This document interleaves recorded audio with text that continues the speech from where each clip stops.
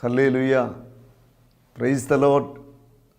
നമ്മെ സ്നേഹിക്കുന്ന, നമ്മെ അനുഗ്രഹിക്കുന്ന, നമ്മെ ശക്തിപ്പെടുത്തുന്ന, നമ്മെ വഴി നടത്തുന്ന സർവശക്തനായ ദൈവത്തെ നമുക്ക് ഒന്ന് സ്തുതിച്ച് ആരാധിച്ച് മഹത്വപ്പെടുത്തി ഇന്നത്തെ ശുശ്രൂഷയിൽ നമുക്ക് പങ്കെടുക്കാം. എല്ലാവരും കർത്താവിനെ സ്തുതിക്കട്ടെ. ഹല്ലേലൂയ. യേശുവേ ആരാധന, ആരാധന, ആരാധന. പിതാവേ നന്ദി, പിതാവേ സ്തോത്രം. യേശുവേ നന്ദി, യേശുവേ സ്തുതി. യേശുവേ ഞങ്ങളങ്ങേ ആരാധിക്കുന്നു. പിതാവേ ഞങ്ങളങ്ങേ സ്തുതിക്കുന്നു, മഹത്വപ്പെടുത്തുന്നു. പരിശുദ്ധാത്മാവേ ഞങ്ങളങ്ങേ സ്നേഹിക്കുന്നു. പരിശുദ്ധാത്മാവേ ഞങ്ങളെ ശക്തിപ്പെടുത്തണമേ. പരിശുദ്ധാത്മാവേ അഭിഷേകത്താൽ, ശക്തിയാൽ, കൃപാവരങ്ങളാൽ ഞങ്ങളെ ഉജ്ജ്വലിപ്പിക്കണമേ. പരിശുദ്ധാത്മാവേ ഞങ്ങളെ വഴി നടത്തണമേ. Hallelujah, praise the Lord.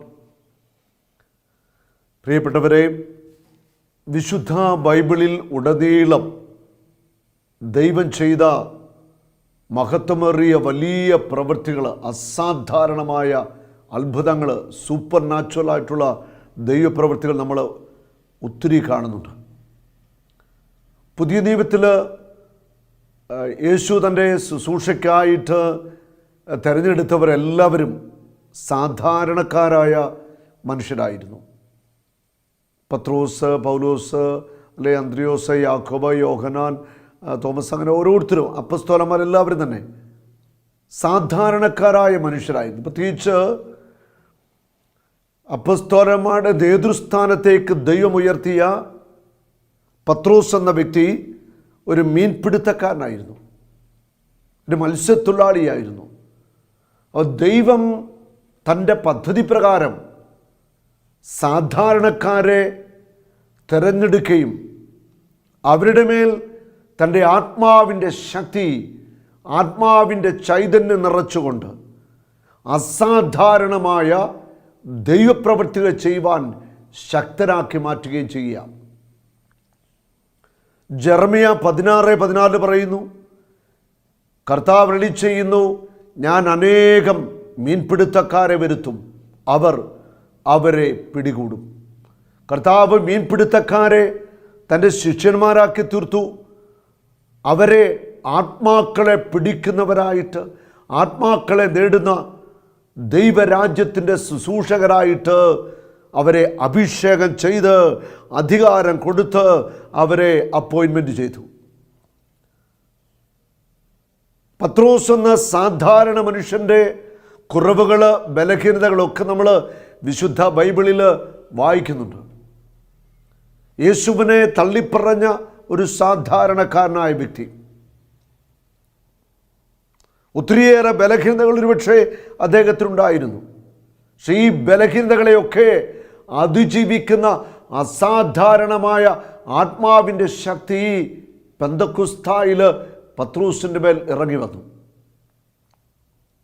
പത്രോസ് എന്ന ഒരു സാധാരണക്കാരനെ അസാധാരണമായ ദൈവശക്തിയുടെ ഉറവയാക്കി യേശു മാറ്റുകയാണ്. നമ്മൾ മനസ്സിലാക്കണം, ദൈവം തനിക്കിഷ്ടമുള്ളവരെ ഇഷ്ടമുള്ള വിധത്തിൽ ഉപയോഗിക്കും. അത് ആർക്കും ചോദ്യം ചെയ്യാനോ ആർക്കും തടയാനോ പറ്റത്തില്ല. ദൈവത്തിൻ്റെ പദ്ധതികളെ തകർക്കാൻ ആർക്കും സാധ്യമല്ല. ദൈവം ഒരു കാര്യം തീരുമാനിച്ചാൽ അത് നടന്നിരിക്കും. പത്രോസ് എന്ന വ്യക്തിയെ തെരഞ്ഞെടുത്തു, അഭിഷേകം ചെയ്തു, സഭയുടെ തലവനാക്കി മാറ്റി. അപ്പസ്തോല പ്രവർത്തനങ്ങളിലേക്ക് വരുമ്പോൾ നമ്മൾ കാണുന്നുണ്ട്, യേശുനാമത്തിൻ്റെ ശക്തിയിൽ മുടന്തനെ സൗഖ്യമാക്കുന്ന പത്രോസ്, മരിച്ചവരെ ഉയർപ്പിക്കുന്ന പത്രോസ്. പത്രോസ് എന്ന വ്യക്തിയിലൂടെ അസാധാരണമായ ദൈവശക്തി ഒഴുകുന്ന കാഴ്ച നമ്മൾ കാണുകയാണ്. അവൾ സാധാരണ മനുഷ്യനെ അസാധാരണ മനുഷ്യനാക്കി മാറ്റുന്ന പരിശുദ്ധാത്മാവിൻ്റെ അസാധാരണമായ ദൈവശക്തിയുടെ പ്രവൃത്തികൾ അപ്പസ്തോല പ്രവർത്തനങ്ങളിൽ ഉടനീളം നമ്മൾ കാണുകയാണ്. യേശു പറഞ്ഞു, ഞാൻ പോയിട്ട് സഹായകനെ അയക്കും. എന്നിൽ വിശ്വസിക്കുന്നവൻ ഞാൻ ചെയ്ത പ്രവൃത്തികൾ ചെയ്യും. ഞാൻ പിതാവിൻ്റെ അടുത്തേക്ക് പോകുന്നതുകൊണ്ട് ഞാൻ ചെയ്തതിലും വലിയ കാര്യങ്ങൾ അവർ ചെയ്യും. ആ വലിയ കാര്യങ്ങൾ ചെയ്യാനായിട്ട് ദൈവം തൻ്റെ അപ്പസ്തോലന്മാർക്ക് തൻ്റെ ആത്മാവിനെ, പരിശുദ്ധാത്മാവിനെ നൽകുകയാണ്. അഗ്നിയിൽ സ്നാനമേറ്റവർ അസാധാരണമായ ദൈവശക്തിയുടെ ഉറവിടങ്ങളായിട്ട് മാറുകയാണ്.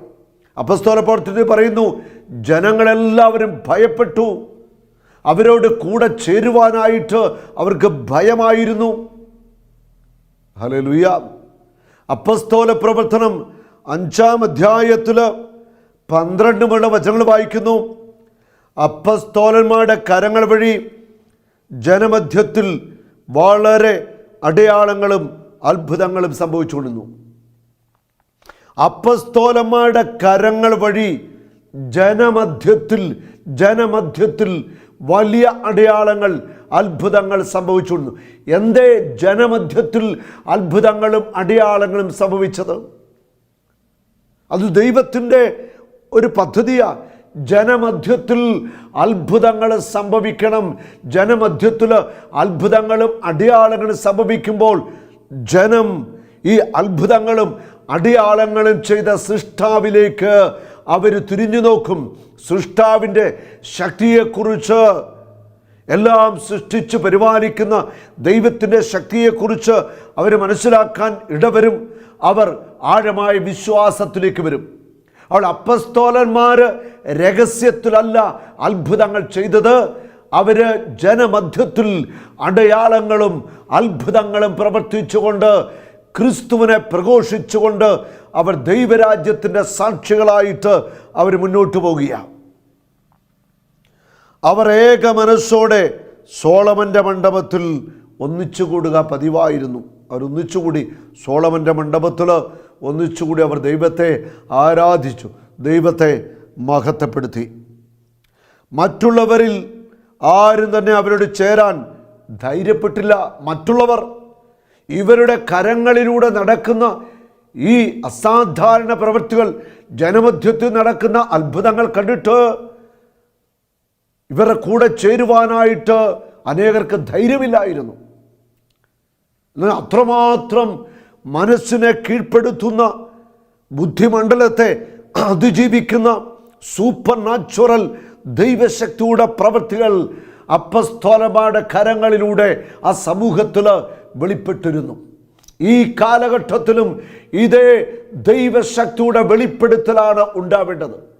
ഒത്തിരിയേറെ വിശ്വാസം നഷ്ടപ്പെട്ടുകൊണ്ടിരിക്കുന്ന ജനം ദൈവത്തിൽ നിന്ന് അകന്ന് ലോകത്തിൻ്റെ സുഖങ്ങളിൽ മുഴുകി ജീവിക്കുന്നു.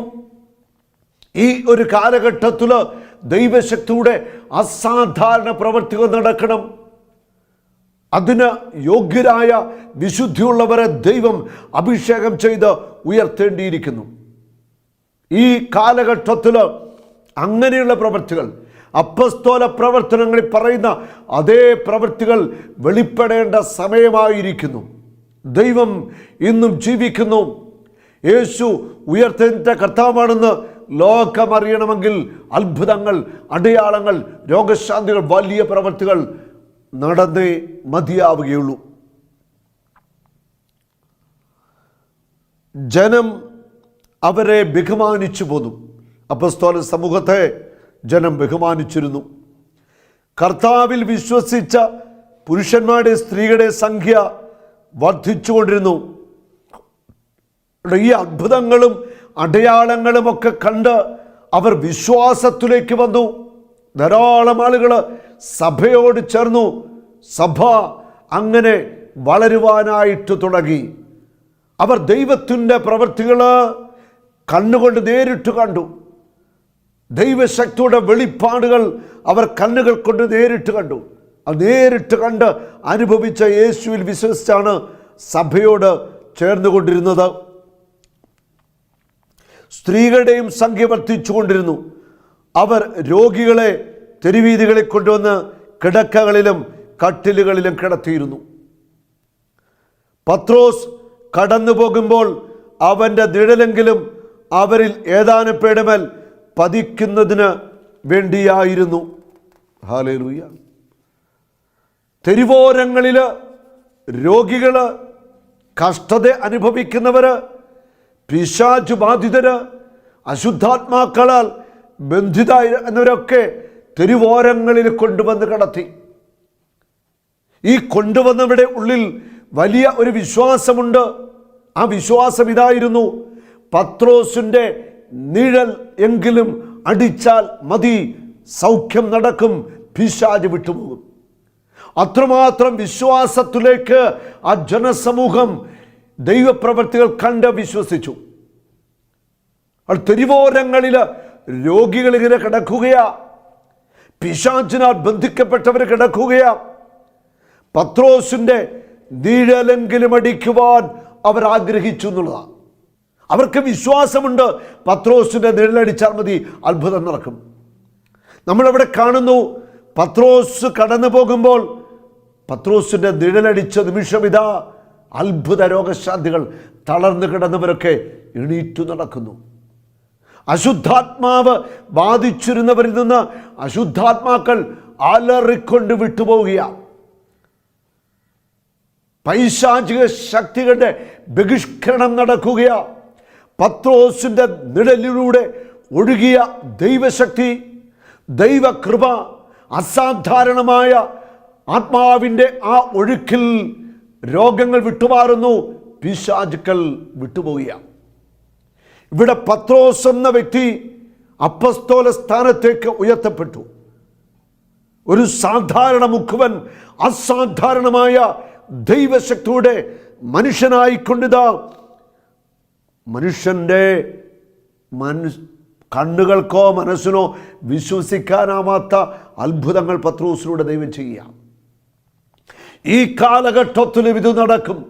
ദൈവത്തിൻ്റെ ശക്തിക്ക്, പരിശുദ്ധാത്മാവിൻ്റെ ശക്തിക്ക് ഒരു കുറവും സംഭവിച്ചിട്ടില്ല. ദൈവത്തിൻ്റെ ആത്മാവിൻ്റെ ശക്തി തുറന്നു കഴിഞ്ഞാൽ നിഴലിൽ അത്ഭുതങ്ങൾ നടക്കും. പത്രോസിൻ്റെ തൂവാലയിൽ, പൗലോസിൻ്റെ തൂവാലയിൽ അത്ഭുതങ്ങൾ സംഭവിച്ചുകൊണ്ട് നടക്കും. യേശുവിൻ്റെ വസ്ത്രത്തിൽ തൊട്ടപ്പോൾ രോഗികൾ സൗഖ്യം പ്രാപിച്ചു. അതിന്നും നടക്കും. വിശുദ്ധ ബൈബിളിൽ പറഞ്ഞിരിക്കുന്ന അതേ അത്ഭുതങ്ങളും അടയാളങ്ങളും ഇന്നും സംഭവിക്കും. കാരണം ജീവിക്കുന്ന ദൈവത്തിൻ്റെ ശക്തിക്ക്, കർത്താവായ യേശുവിൻ്റെ ശക്തിക്ക് ഒരു കുറവും സംഭവിച്ചിട്ടില്ല. പരിശുദ്ധാത്മാവിൻ്റെ ശക്തി, പിതാവിനെ പോലെ യേശുവിനെ പോലെ തുല്യനായ പരിശുദ്ധാത്മാവിൻ്റെ ശക്തിയുടെ പ്രവാഹത്തിൽ അത്ഭുതങ്ങളും അടയാളങ്ങളും നടക്കും. നിഴലിൽ പോലും അത്ഭുതം നടക്കും. സാന്നിധ്യം മതി, അത്ഭുതം നടക്കും. ഒന്ന് തൊട്ടാൽ മതി, അത്ഭുതം നടക്കും. അത്ഭുതകരമായ ദൈവശക്തിക്ക്, പരിശുദ്ധാത്മശക്തിക്ക് ഒരു കുറവും സംഭവിച്ചിട്ടില്ല. പത്രോസിൻ്റെ നിഴലിൽ അത്ഭുതം പരിശുദ്ധാത്മാവ് ചെയ്തുവെങ്കിൽ ഇന്നും നിഴലിൽ അത്ഭുതം നടക്കും. നമുക്ക് വളരെ മനോഹരമായ ഒരു സാക്ഷ്യം കാണാം. നിഴലിൽ കർത്താവ് വലിയൊരു അത്ഭുത രോഗശാന്തി കൊടുക്കുന്ന സാക്ഷ്യം. ഈ സാക്ഷ്യം കണ്ട് ഈ വിശുദ്ധ ബൈബിളിലെ ഓരോ കാര്യങ്ങളും 100% സത്യമാണെന്ന് നിങ്ങൾ ബോധ്യപ്പെടുകയും വിശ്വസിക്കുകയും ചെയ്ത് ദൈവത്തെ മഹത്വപ്പെടുത്തുക. കർത്താവ് നിങ്ങളെ അനുഗ്രഹിക്കട്ടെ.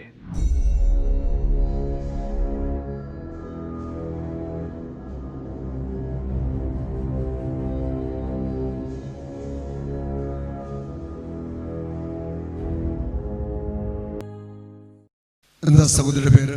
എൻ്റെ പേര് ജയ. ജയ എവിടുന്ന് വരുന്നു? വൈക്കം. ഈ ജയ വൈക്കത്തു നിന്നാണ് വരുന്നത്. ഏത് കാലാണ് പ്രശ്നം? ഈ ഇടത് കാലിൻ്റെ കുഴക്കാണ് പ്രശ്നം. ഇടത് കാലിൻ്റെ കുഴക്കാണ് പ്രശ്നം.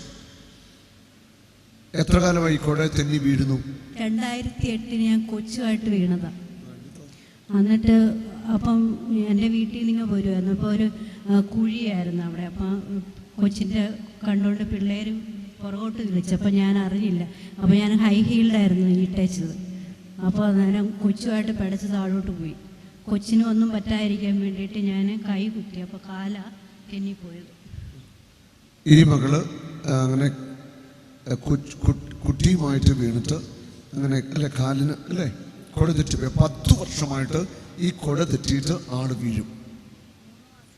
വന്നായിരുന്നു ഇതുപോലെ സംഭവിച്ചു. അപ്പസ്തോല പ്രവർത്തനം 5:15 പറയുന്നുണ്ട്, പത്രോസിന്റെ നിഴലടിച്ച രോഗികളെ സൗഖ്യം പ്രാപിച്ചു. പത്രോസിന്റെ നിഴലടിച്ചപ്പോൾ രോഗികളെ സൗഖ്യം പ്രാപിച്ചു. അശുദ്ധാത്മാക്കൾ അലറിക്കൊണ്ട് വിട്ടുപോയി. ഹല്ലേലൂയ. നിങ്ങൾക്ക് കാണാം. ഇപ്പോൾ നിൽക്കുന്നത് എൻ്റെ നിഴലിൻ്റെ മറവിലാണ് ഈ സഹോദരൻ നിൽക്കുന്നത്. അതെ, ഈ മകളിപ്പോൾ നിൽക്കുന്നത് എൻ്റെ നിഴലിൻ്റെ മറവിലാണ്. ഇപ്പോൾ ഇവിടെ നിഴലില്ല, വെട്ടമുണ്ട്. നോക്കുക, എൻ്റെ നിഴലിൻ്റെ മറവിലാണ് നിൽക്കുന്നത് പൂർണ്ണമായിട്ടും. പത്രോസിന്റെ നിഴലടിച്ച രോഗികൾ സൗഖ്യം പ്രാപിച്ചു. അശുദ്ധാത്മാക്കൾ ബാധിച്ചിരുന്നവരിൽ നിന്ന് അശുദ്ധാത്മാക്കൾ അലറിക്കൊണ്ട് വിട്ടുപോയി.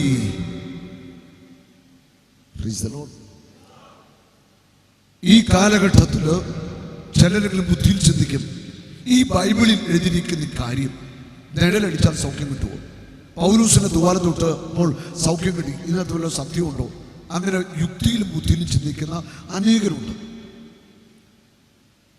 ഒരുപക്ഷെ നിങ്ങൾ ആരും നിഴലടിക്കുമ്പോൾ സൗഖ്യം പ്രാപിക്കുന്ന കണ്ടിട്ടില്ല, അതുകൊണ്ട് അതേക്കുറിച്ച് ബോധ്യമില്ല.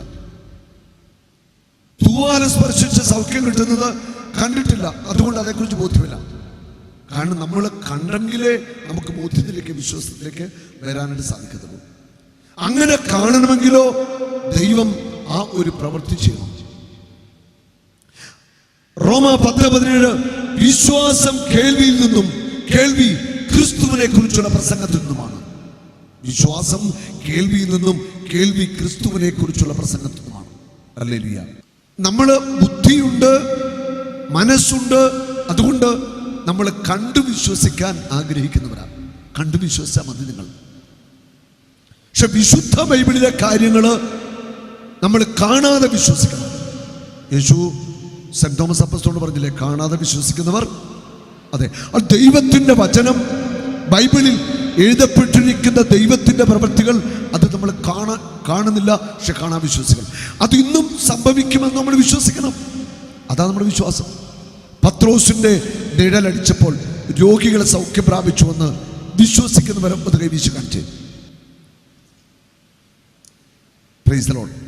നിങ്ങളെല്ലാവരും വിശ്വസിക്കുന്നു.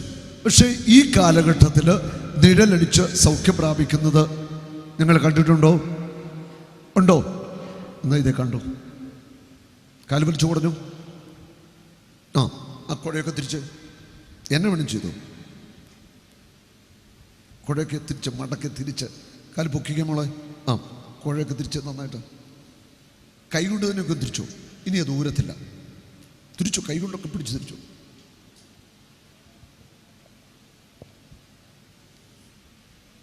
Thank you Jesus.